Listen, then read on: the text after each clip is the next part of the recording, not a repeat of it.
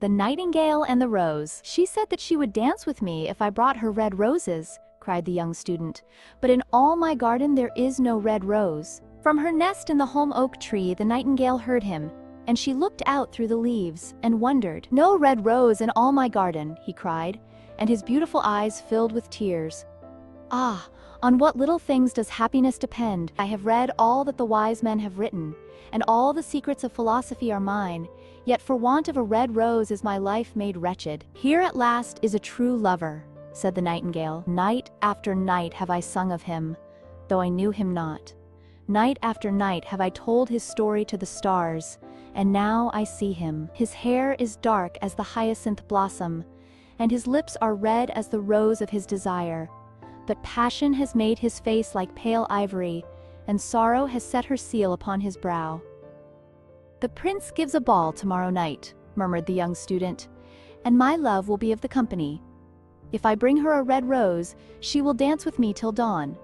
If I bring her a red rose, I shall hold her in my arms, and she will lean her head upon my shoulder, and her hand will be clasped in mine. But there is no red rose in my garden, so I shall sit lonely, and she will pass me by. She will have no heed of me, and my heart will break. Here indeed is the true lover, said the nightingale. What I sing of, he suffers. What is joy to me, to him is pain. Surely love is a wonderful thing. It is more precious than emeralds, and dearer than fine opals.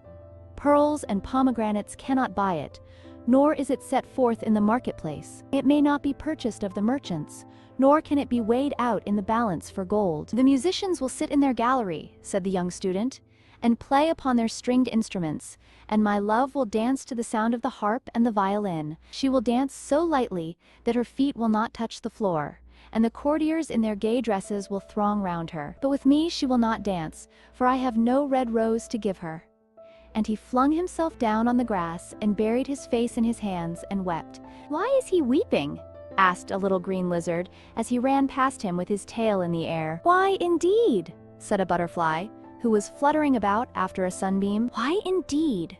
Whispered a daisy to his neighbor in a soft, low voice. He is weeping for a red rose, said the nightingale. For a red rose? They cried. How very ridiculous! And the little lizard, who was something of a cynic, laughed outright. But the nightingale understood the secret of the student's sorrow, and she sat silent in the oak tree and thought about the mystery of love. Suddenly she spread her brown wings for flight and soared into the air.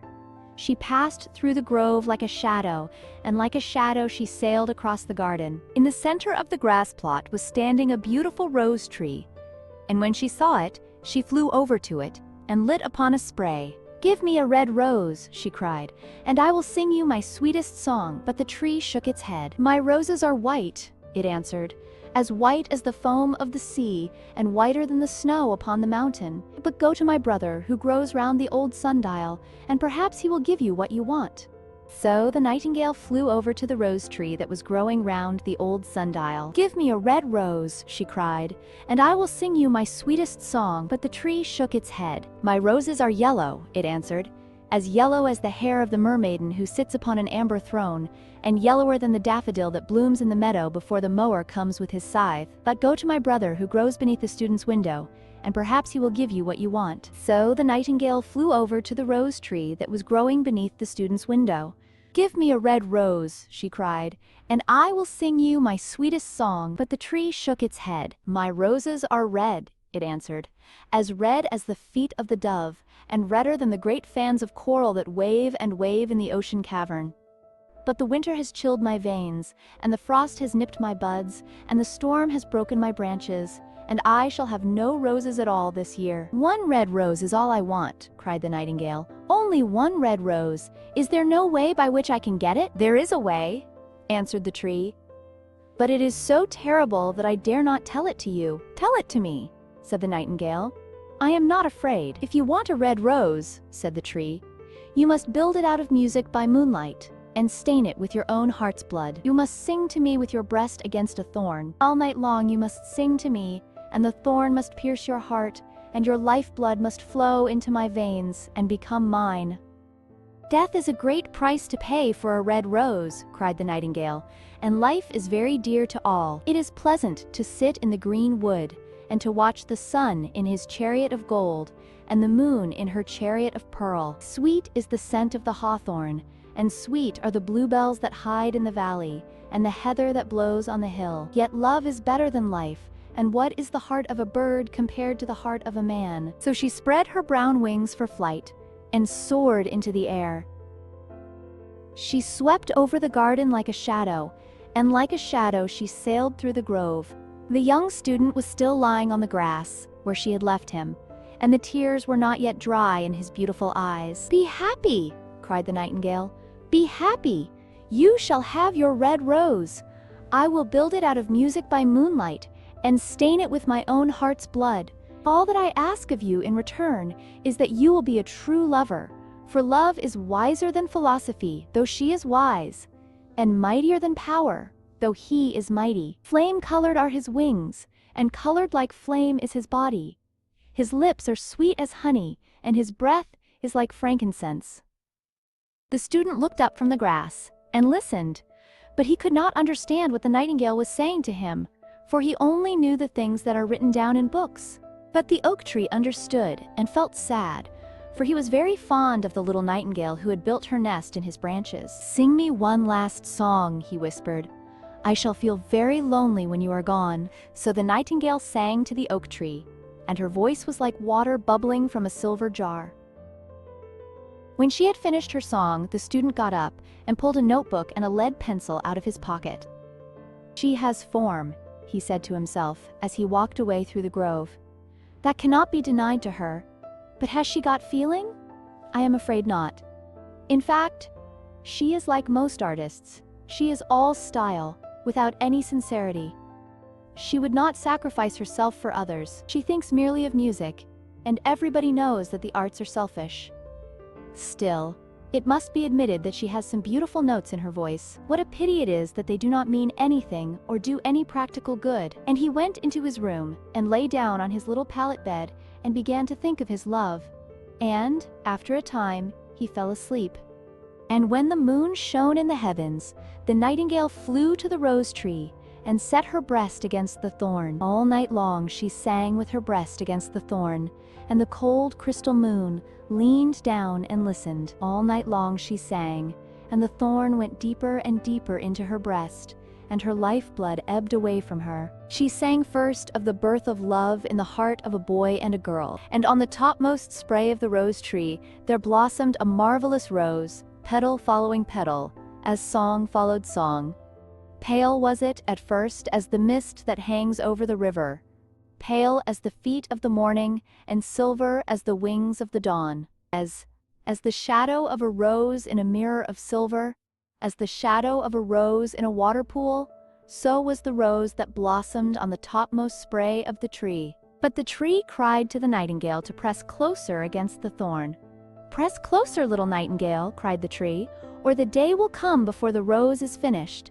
So the nightingale pressed closer against the thorn, and louder grew her song, for she sang of the birth of passion in the soul of a man and a maid, and a delicate flush of pink came into the leaves of the rose, like the flush in the face of the bridegroom when he kisses the lips of the bride. But the thorn had not yet reached her heart, so the rose's heart remained white, for only a nightingale's heart's blood can crimson the heart of a rose. And the tree cried to the nightingale to press closer against the thorn.